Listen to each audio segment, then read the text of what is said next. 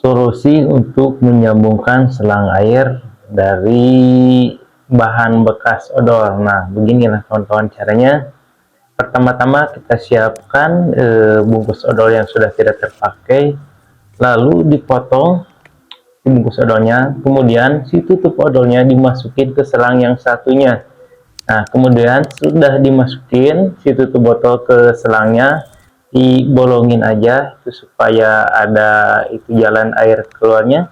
Kemudian yang bekas odol yang satunya lagi dimasukin lagi ke selang yang satunya lagi. Nah, kemudian dikasih tali atau pengikat si bekas odolnya itu ke selang yang satunya lagi. Nah, beginilah hasilnya.